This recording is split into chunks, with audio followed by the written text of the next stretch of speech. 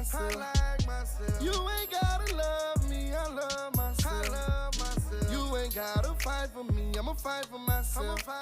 Walked 100 miles in these shoes, you should've seen how I felt. Oh, yeah. You ain't gotta like me, I like myself. You ain't gotta love me. What's up, y'all? It's your boy Dulce DJ back with another video. I told y'all I'm dropping 3 videos. That's why I'm in the same hoodie. You understand? Okay, thank you, sir. Ma'am. Sorry, ma'am. But yeah, we're about to get into this Gangs of Chicago, Old Block versus Tookville. So let's get right into it. So you know, 63rd and 64th. Where King Von from. Let's get right into it. In my previous video about the gangs of Chicago, we looked at how the Black Disciples and Gangster Disciples evolved over the decades since they were started in the late 60s, all the way up to the mid-2000s, where we saw the leadership of each gang begin to crumble. We of course took a brief look at the 2004 crackdown on the Black Disciples that saw their then leader, Marvel Thompson, indicted and taken off the street along with Yeah, Musclehead. I had to say something. 41 other senior BDs. And we of course looked at how the city of Chicago ended up demolishing several of the large tenement buildings that were actually drug-dealing strongholds for both the Black Disciples and Gangster Disciples over this period. The demolition of many of these gang-controlled blocks in Chicago. You telling me they had a whole building? A whole building? They had a whole building selling drugs. But I heard about this. They had a whole building selling drugs, and I'm not gonna say it, but with females, with female stuff, without their permission. Basically, I'm not gonna say that, that term word, because I don't like that word. No, I'm just saying. But yeah, I'm not gonna say that word because I don't know. But yeah, it was that, and then they had the inspection, and they what's the name? They had the inspection, and then the cops figured out about the dope, and the females getting, and then on top of the building they had snipers. They had snipers and stuff. So they always on top of the building they had snipers and stuff. So they always kept their building safe. Make sure ain't nobody gonna run up in their stuff. That's basically what before I watched this like 2 weeks ago. That's why I heard about that building. But get back into this. Left many younger members of both the GDs and BDs displaced, being forced to find new hoods and make new alliances to continue getting money in the street together. So today we're going to take a closer look at 2 of the most well-known BD and GD sets that emerged after the demolition of those Chicago projects. In fact, we're going to be taking a look at possibly the most well-known BD set in history, O Block. But the O wasn't always O Block. Long before King Von and Chief Keef immortalized O Block forever in their lyrics, the BD-controlled Parkway Gardens blocks in Chicago used to go by the name Wick City, with Wick, W-I-C, standing for wild, insane, and crazy. But in this case, the Wick is stylized with 3 eyes, mainly due to the BD's affinity with the number 3. In fact, the story goes that many of the young Black Disciples based at Parkway Gardens were actually the descendants of BDs who had worked under Marvel Thompson in The Castle before the big bust in 2004. And if you didn't know, the Castle was actually a large drug dealing operation ran by the BDs in Chicago, back when the gang was much larger and had a much clearer and organized leadership. But by the time we get to the 2010s, the BDs in Wick City were much less organized, and essentially just an emerging BD set made up of displaced youngers with ties to that original operation. But as I've said on numerous videos on gang culture before, a lot of the reasons that gang emerge is for protection against other groups, so where there's a gang, there are usually ops. And in this case, Wick City's GD's main opposition are a couple of Gangster Disciple sets located in adjacent blocks. One of these Gangster Disciple sets that is known to beef with Wick City are the St. Lawrence Boys, or STL, a crew that are based on 63rd and St. Lawrence Street. In fact, the location of this group is the exact reason why the likes of King Von are constantly dissing people from 63rd. And the STL GDs are also clicked up with another GD crew adjacent to them, known as EBT, who are located on 64th and South Eberhart Avenue. Folks now shooting niggas in new assholes. Let niggas be known STL EBT right here, man. Shout out to the game, man. Whoa. 1 second. He said shooting. Niggas. And the booty hole. I know y'all heard that. Hey, yo. Chill. Chill. Chill. Chill. Don't aim for their butt. Aim for their head. If you want the person dead, aim for their head. Aim for their torso, or their head, or their heart. If you gonna aim for their leg, all that's gonna do is stop them from running. You hit dude in the head, he gonna he gonna drop, but he gonna still try to get away because he still gonna have movement. But he gonna get hit in the head, he gonna drop. He gonna get dropped because when the bullet goes through your brain, it's going through your brain. It's going through your brain cells. It's going through your brain cells and stuff. So it's gonna kill you completely.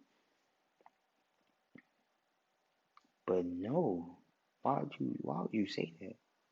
Come on, bro. Hey, you saying the whole King Dragon? Free guys, man. You already know, man. Killer, man. Hey, what block I'm on, man? Man, you on EBT, man. This is right here, man. Gang, right here, man.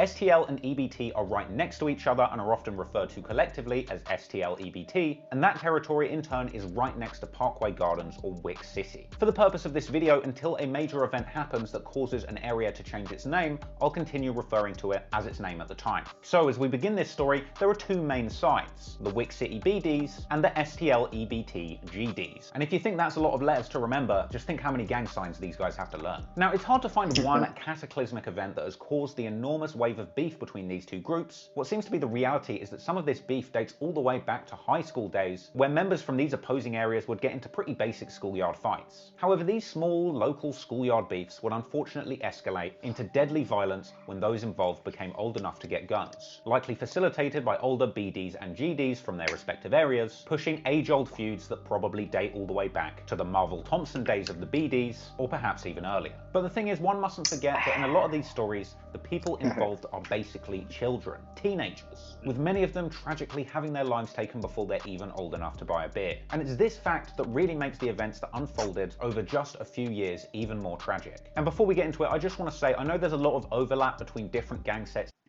No cap. Let me tell y'all something. Let me tell y'all something real quick. The reason why the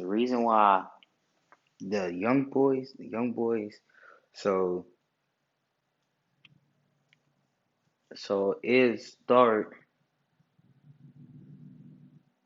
I was looking at my window, but it start at the age of, let's see, 13. It'll start at the age of 13.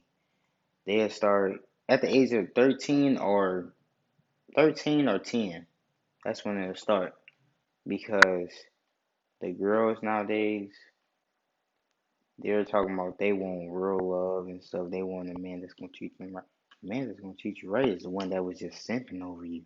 That you said was too nice. Too nice. But it's cool. But yeah, the only reason why these little boys and stuff, they getting into gangs and stuff, they want to claim something is because they know more girls gonna come after them. Because that's what girls our age and up, except for like 20 and stuff. Well, yeah, some of 20 years old. They're looking for a hood type that's like they want somebody that's in the streets. But the dude that's gonna treat you right is the one that's simping over you. it's the one that answers your phone call every time. But but yeah, it's really because of that. It's really because of that, or they grew up around gang. They grew up around people in gang. Well, grew around their uncles and cousins and their family basically was grew up in gangs and stuff. And then that's when they caught on at a young age, and then they started getting into the family business, or they got that one friend, that was like, hey, dude, hey, we gonna join the gang, and that friend that said that, the friend that said it to the other friend, that was like, let's go join the gang. He over there, he really in his head. He really nervous, but he's a yes man. He ain't gonna want to say no, because then his friend gonna try to pressure point him, and then he's gonna say yes either way. But you gotta learn how to speak up for yourself. If you don't want to do something, don't do it. I'm just saying. If you want me to get shot at a young age, don't. Nah, getting in the gang is not it. You better off going playing football, basketball, something you good at, or you can do real estate. Real estate, you can you can do real estate or something instead of out here in the streets and singing. But this video is 28 minutes long.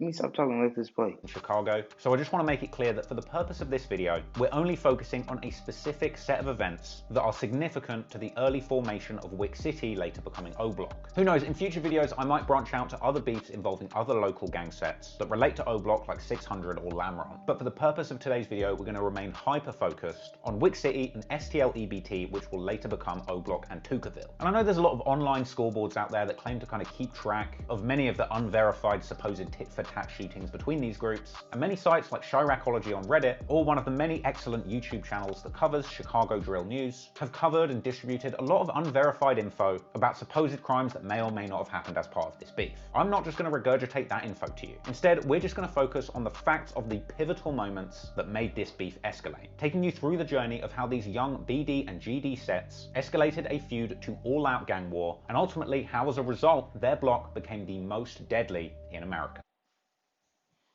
Look, you've got a bunch of bags and Lambos telling you it's easy to start an online business. But actually it's not. Those guys are actually full of...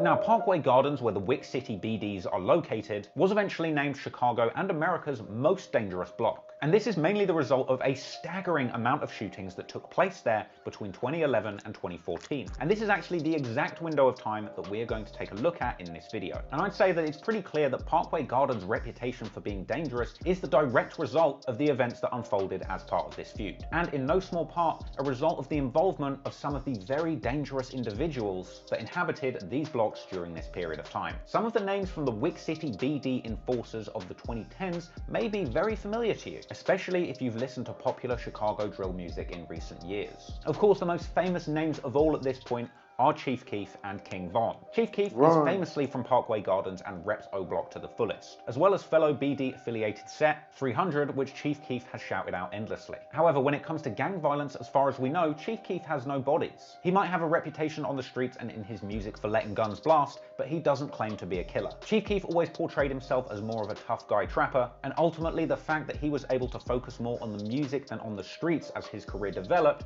might be the reason that he's still alive with us today. The same, of course, can't be said for King Von, a Parkway Gardens veteran who supposedly caught numerous bodies and didn't care who knew it. Of course, only recently half taken over the rap game, releasing what often felt more like confessions than actual songs. But all the way back in the early 2010s, King Von had been repping his BD affiliation on social media to the fullest, holding down the blocks of Parkway and showing love to his gang for the entire world to see. Yeah, bitch. Yeah. Other big names in the Wick City BD set include feared supposed Yo, what is? Yeah, yeah, yeah, yeah, yeah, yeah, yeah, yeah, bro. shooters like HK and J Money or J Munna. Then of course there's King Von's beloved BD bro T Roy, who is apparently a bit of a dynamic duo along with Von, with the close bond between these two becoming very relevant later in the story. And in fact this is the exact reason why even right up until his death in 2020, King Von used to go by the name V-Roy on Twitter. And the fact that he comes from Wick City is why his Twitter handle still is @KingVon from the Wick. Basically, King Von and T-Roy loved their gang and they loved their block, holding it down with other Wick City members like Big A, OD, Trey 5, Platoon, Boss Money, Sharoid, Duke, who's actually been mentioned in numerous King Von lyrics, Rah Rah aka Breezy, and Boss Top, who also became a rapper like Keef, even actually going on to drop a song called Wick City, and even later falling out with Chief Keef after apparently stealing clothes from him, leading DJ Academics in the War of Chirac era to affectionately dub him the Diaper Bandit. And look, I know by no means is this a completely extensive list of every member who has ever been affiliated with Wick City or O Block, and especially as of recently, names like Muwop and Gleesh have become more relevant. For the purpose of today's story, this isn't an O Block member lineup. It's just an initial introduction to the main events of the beef up until around 2014. But don't get it twisted, if we go into a future video covering further into this beef, I will of course introduce new names. But the names aren't really what's important, it's the sentiment. These were the Wick City BDs holding down their block and doing the most to fight their ops. The Wick City BDs were very well known for throwing up GDK hand signs repeatedly to show the world that they were GD killers who were very much indeed down to ride and kill. GDK shit, man. Everybody got the voice in their hand, man. You feel me? GDK, broke boys. So, who were the GD boys that these guys wanted to K so badly? Well, over on the STL EBT side, they were up against a few names who you might know if you're well versed in Chicago drill culture. The first to come to mind is Jakira Barnes, also known as Key or KI, a young female hitter who was good friends with fellow member Tuka growing up. Another member was FBG Butter, who along with KI were also known as a bit of a dynamic duo dubbed the Twins. Other members actually went by FBG or Flyboy Gang, an STL EB clique more focused on making music, which included other names like FBG. Yo, hold up. Don't other dude look like Lamar Jackson? Hold up. Go back. Wait, I'm trying was to stop FBG Butter, who along with KI were also known as a bit of Don't he look like Lamar Jackson in that picture? He over there like, don't he look like Lamar? Say he don't. dynamic duo dubbed the Twins. Other members actually went by FBG or Flyboy Gang, an STL EB clique more focused on making music, which included other names like FBG Brick, and of course the legendary FBG Duck. Another musically inclined member who repped FBG was Lil J, who lived in STL and would later become more clicked up with them, but mainly had beef with 600 that kind of ran adjacent to this feud. They had Lil B and Wooski, who had actually been dubbed King of the Ops. There was Boss Trell and Lil Doc. Once again, there might be some names from STL EBT, especially the later years, who haven't been included here, but these are the prominent members of both sides who played a prominent role during this period. So now you know the background and the people involved, let's take a closer look at the actual storyline, so we can get a better understanding of how events unfolded, causing Wick City to become O Block and STL EBT to become Tookville. As I mentioned at the start of this video, the true origins of this beef are pretty hard to trace. It would seem pretty unrealistic to try and trace things back to their exact origins in the schoolyard scraps between the BD and GD members from each of these blocks. But we certainly can trace the true bloodshed between these groups back to one pivotal moment, and that's the killing of Edric Tyshawn Walker, also known as Ty, a BD who was gunned down in May 2009 being just 17 years old. Ty was shot multiple times just before 10 PM on the 6500 block of South Evans Avenue, with 3 suspects from EBT being charged with his murder. Now, Ty was actually closer aligned with another BD set called 065 Young Money, but following his death, local friends of his formed the group TYMB, or Ty You're My Brother. This was to both keep his memory alive and also a pledge to avenge him, a move that would become a little bit of a trend as this beef continues. Anywho, the loss of Ty was only the beginning of bloodshed in the area, mainly caused by STL EBT members. And it would actually be the next killing after Ty that would be a direct escalation of war between STL EBT and Wick City. In this case, the person in question was Reezy or Rah Rah, an older OG member of Wick City who was gunned down in August 2010. Reezy, aka Rara, real name Laverick Marshall, was an older OG member of Wick City, and on August the 25th, 2010, Reezy was found shot in the back after the police broke up an enormous fight near 64th Street and South King Drive. Reezy was later pronounced dead at the hospital. Now, there's been a lot of speculation over who committed this crime, but nothing conclusive has ever been proven. But regardless, only a month later, another brutal slaying went down that appeared to be related, this time with an STL EBT member's relative being taken out on their turf. Apparently in this case, a blood relative of STL member FBG Kells, the retaliatory victim was Jeremy Marshall, also known on the street as Lil 4. Not to be confused with a different Lil 4 who died in 2013. Jeremy was approached near 63rd and Rhodes Avenue by two people, with one pulling out a gun and beginning to shoot. He was shot in the back and tried to run before collapsing, but unfortunately didn't make it, and the shooters fled the scene in a vehicle. Once again, it was unclear exactly who committed this crime, but intense speculation has suggested that it was somebody from the Wick City BDs, with many going as far to draw a link between the fact that OD Perry from Wick City was gaining a reputation for being a shooter around this time. Now, this can't strictly be proven, but it's likely that there were retaliations between Wick City and STL EBT in the months that followed. And this would lead us to January 2011, where we're introduced to an all too familiar name in Chicago drill, Tooka. On the 12th of January 2011, 15-year-old Shondale Gregory, known on the streets as Tooka, was waiting at a bus stop at the 600 block on East 63rd Street. At a certain point, a dark-coloured vehicle pops up and somebody hops out wearing a half mask. Some have said that this person exchanged a few words with Tooka, but ultimately within seconds, they had shot Tooka multiple times and fled the scene. STL member FBG Duck was actually close friends with Tooka, saying that after hearing about his death, he actually ran to the scene of the crime, where in a tragic moment, he even got to see his slain brother before he was taken away. Me and him clicked, like that was one of my real close friends. Like every day, like spend the night at his house, he spend the night at mine. And my cousin came in there running to me crying and shit, telling me, your friend just got killed. You feel me? Then I ran all the way from 62nd and Wabash all the way to 63rd and St. Lawrence. Saked them right there on the floor. You know how that shit go, broke right down. Tooka had unfortunately passed away on the scene before paramedics had arrived, and it's not entirely clear who was responsible for the death of Tooka. As previously discussed, TYMB members were hell-bent on avenging their friend Ty by taking out an STL EBT member. Meanwhile, Wick City members wanted revenge for what had happened to Reezy. But regardless, ultimately Tooka paid his price for his STL EBT affiliation. In response to this tragic loss, STL EBT would rename their hood Tookville in his honor and as a commitment for revenge. And members like FBG Brick would rep Tooka's memory to the fullest. Do you represent Tookville? Oh, to the fullest. That's what I do it for. That's what it's always been about since day one. Just Tooka. Like, my homie was 15 years old when he got killed. Never hurt nobody, never did nothing, you know what I'm saying? Meanwhile, it's actually been said that it was in response to this that members from TYMB and Wick City clicked up to form an alliance in anticipation of some kind of retaliation. And in the face of an intense desire from Tookville to avenge their fallen brother, soon emerged an intense desire to disrespect Tooka from the BD side. As you may well know, Tooka's name has been endlessly dragged in hip-hop over the years. Now, I'm not going to get into every instance or drama over this happening, but story goes initially the GDs from Tookville, people like FBG Duck, were apparently saying that they were smoking Tooka out of respect for him, a nod to the old story that Tupac's crew, the Outlaws, smoked his ashes in a blunt after he died. But the BD ops from Wick City immediately decided to flip this and start making fun of Tookville. The most immediate and iconic diss, of course, was Chief Keef's song 300, where he says "fuck Tooka gang." And from here, other members continued to disrespect. Tooka, what I'm smoking on, shut down. Oh, my bitch, do I see you, bro? Right up on your block, bitch, But beyond simple shit talking on social media, behind the scenes, a demon was lurking in the shadows. You know how he was sitting like this. He was like this, looking out the car window. And then he didn't even know if I was recording at all. He was just like this. And then he turned like Bob. Like he knew he was recording, bro. Come on now. But he looked stupid when he did it. I'm not going back. Y'all can go back. This video's too long to go back.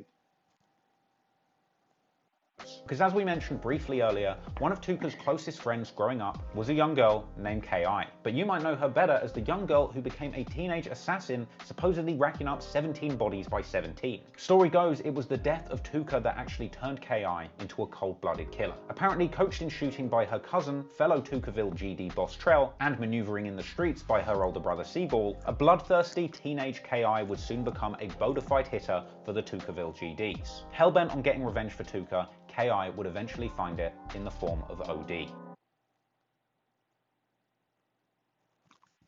At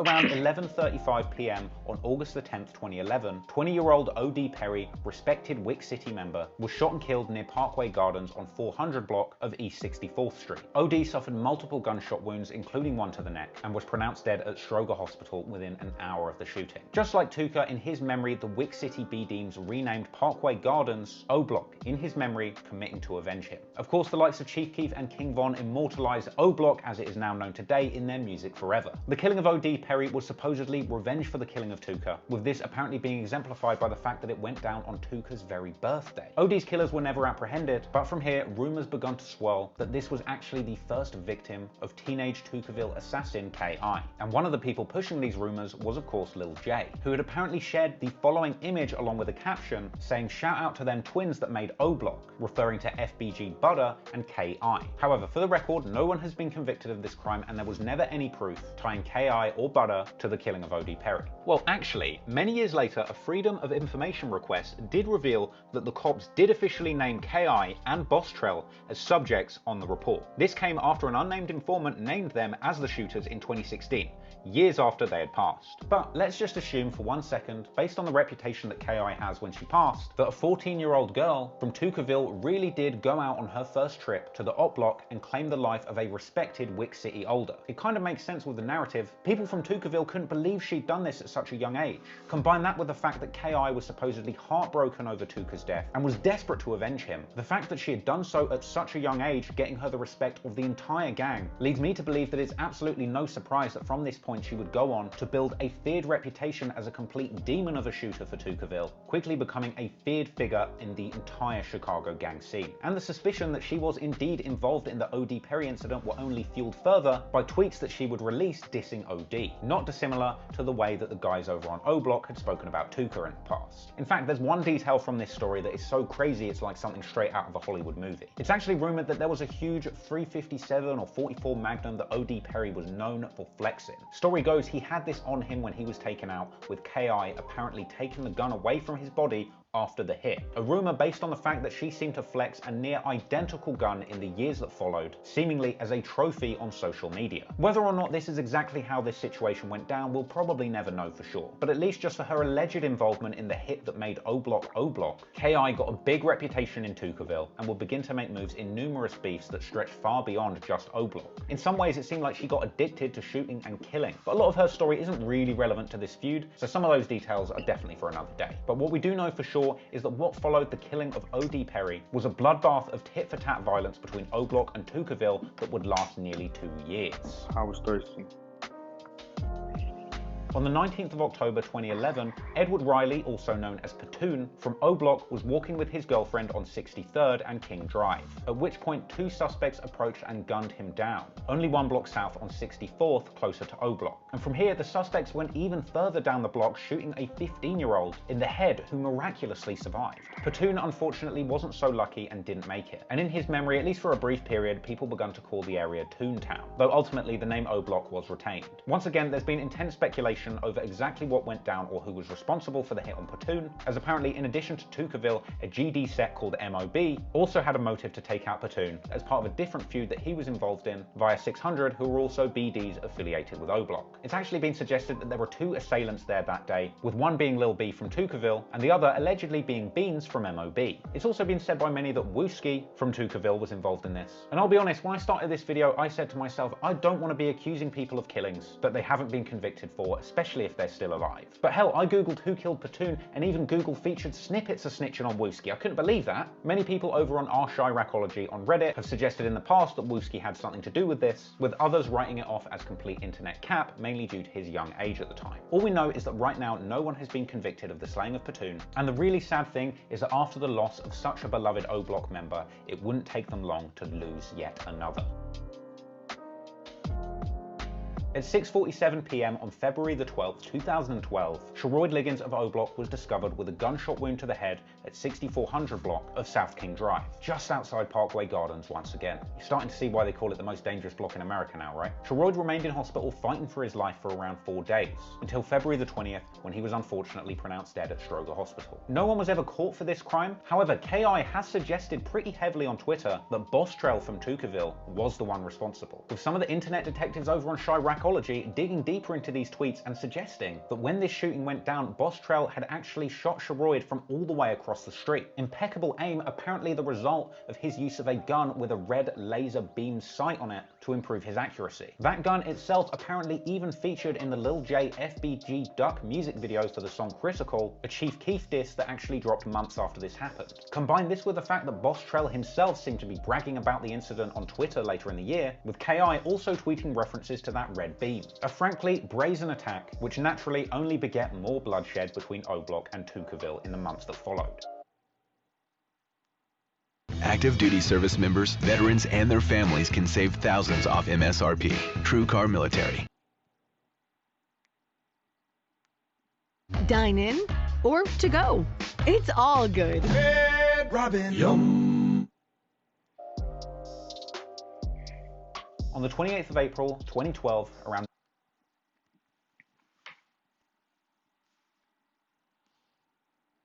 If I have to watch one more commercial, I will lose it. I will lose it. I know this is a long video, but I'm talking right now. I don't care. If I have to watch one more commercial, I'm just gonna quit. I'm just gonna say bye. Last video, Darian. Last video, those DJ. Bye. But back into it. 7 minutes left. 7 minutes and 50 seconds left.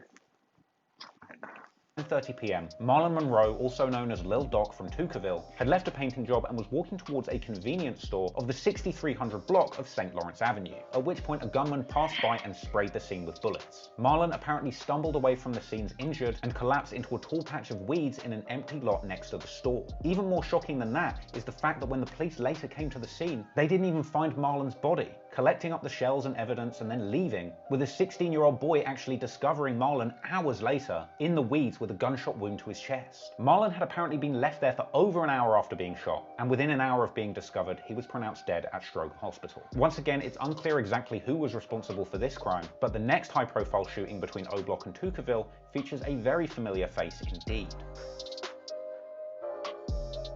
On October the 13th, 2012, a 17-year-old boy named Modell McCambry was walking along the street with his cousin on the way to meet a girl. This went down on the 6300 block of South Rhodes Avenue. At around 9:30 p.m, somebody walked up and opened fire, hitting Modell in the chest. He too later died in Stroger Hospital. And what makes this story and the previous one so much more tragic is apparently Modell and Doc were actually related with a shared grandmother, who had apparently received the news of both of their deaths within months. But who was responsible, you ask? Well, many have suggested that it was actually O Block future rap superstar King Von, mainly due to the fact that he himself had made numerous tweets to Tookville op Wooski, where Von seems to hint at him or at least his crew being responsible for Modell's death. In fact, Von was actually rumoured to have been present for numerous shootings carried out by the O Block during this period of time, which naturally built him up a feared reputation as a member who was always down to do some dirt. He himself even famously bragged in his songs to have a total of 7 bodies under his belt. But regardless of how true that is, from here the O Block shooters continued getting busy, attempting time and time again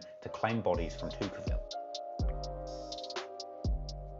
On October the 30th, 2012, a man named Derek Johnson, also known on the streets as P5 or Crack, was gunned down. Now, he wasn't actually Tookville, but a member of Jarrow City, a Chicago gang set north of Tookville with a long history dating to back before this feud even began. But apparently, P5 was out walking on Tookville turf, specifically the 6200 block of South Eberhart Avenue, where apparently J Money, King Von, and Big A of O Block were lurking in the area looking for Tookville ops to attack. In fact, only a day before this incident incident went down, King Von himself had tweeted that he was out trying to catch more bodies so that he could catch up with fellow O-Block shooter T-Roy. So story goes that when these O-Block shooters were out lurking, they spotted P5 around 9:13 in the morning, opening fire and hitting him multiple times. Some have even gone as far as to suggest that he was actually hit 6 times in the head and 9 times in the body. P5 was taken to Stroger Hospital, but once again pronounced dead within the hour. And from here, the wanton violence between O-Block and Tookville was far from over, as the O-Block side would continue to seek retribution for the attacks that had been done on them, and so soon after the P5 incident, O-Block would appear to claim a high-profile member of Tookville. 17-year-old Rodney Stewart, aka Boss Trell, aka the red beam slinging marksman who'd allegedly killed Sherroyd from way across the street for Tookville, was apparently planning to flee town, tweeting about being excited for a fresh start on the 6th of November, even purchasing a bus ticket with the intention of leaving town on the 10th. But unfortunately, only 2 days before his scheduled departure, on the 8th of November, Boss Trell was found face down in an alley in the 2600 block of West 83rd Street. He'd been shot in the back of the head. Now, in case you couldn't tell, the location of this shooting is a long way from O-Block and Tookville, and it's actually been suggested by some that J Money and T-Roy were actually responsible for coordinating a setup of Boss Trell via an allegedly disloyal ex-girlfriend, apparently luring him well away from Tookville with the promise of meeting a girl, but when he arrived, BT was shot in the head and left for dead. His grandmother said the identity of the shooter is not a secret, but no witnesses were willing to step up. He didn't actually pass away immediately and apparently was left fighting for his life brain dead in the hospital for several days. This was followed by T-Roy of O-Block, who is widely believed to have been responsible for this incident, mockingly tweeting on the 8th of November, "No, Trell, stay alive." Meanwhile, Tookville affiliates like FBG Cash were paying their respects to Boss Trell, but ultimately he passed away later that day. The death of Boss Trell is said to have had a huge effect on remaining Tookville members, especially KI. After his death, Cash Out made a song in tribute called Dear Boss Trell, which seemed to hint that his past as a red beam slinging shooter was legit, even going as far as to dub him the real-life Max Payne. Meanwhile, of course, over on O-Block, they were celebrating for having gotten retribution for their fallen brother Sherroyd, but Boss Trell was of course a devastating loss for Tookville, and he would soon be avenged in spectacular fashion.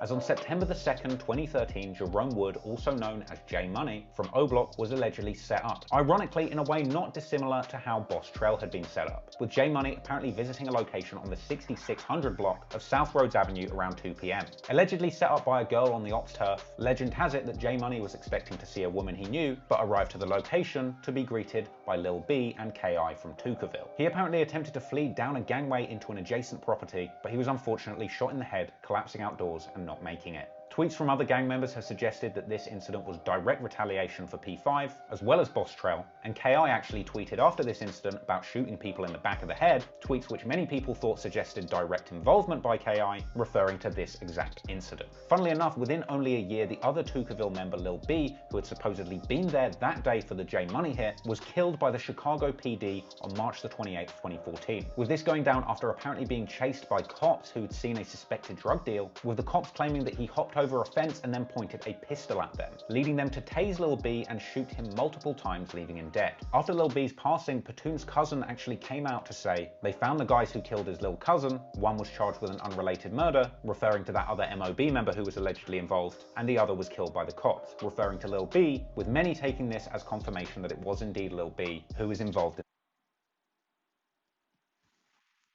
Menards has the tools you need to complete your projects in stock and ready to go. Like this Works 20-volt cordless drill driver. It's lightweight and easy to control and includes a Patoon hit. From here, never mind.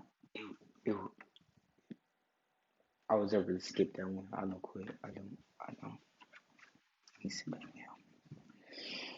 Get back into the video.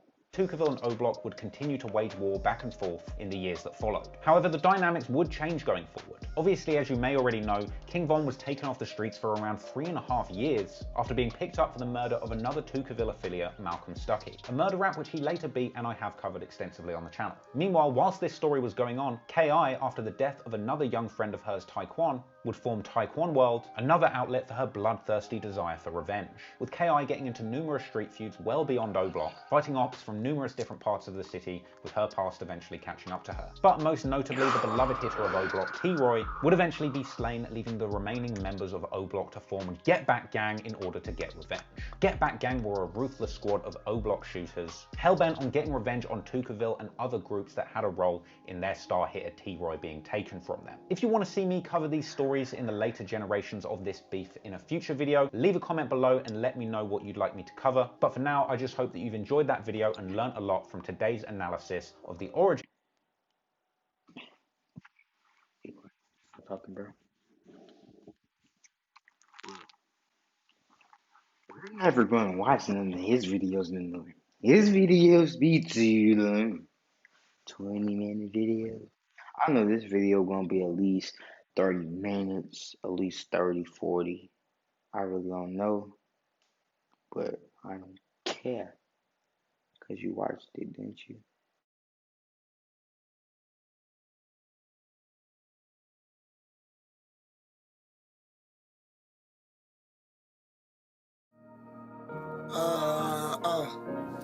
Hey, I'm plugging That joint's so boring.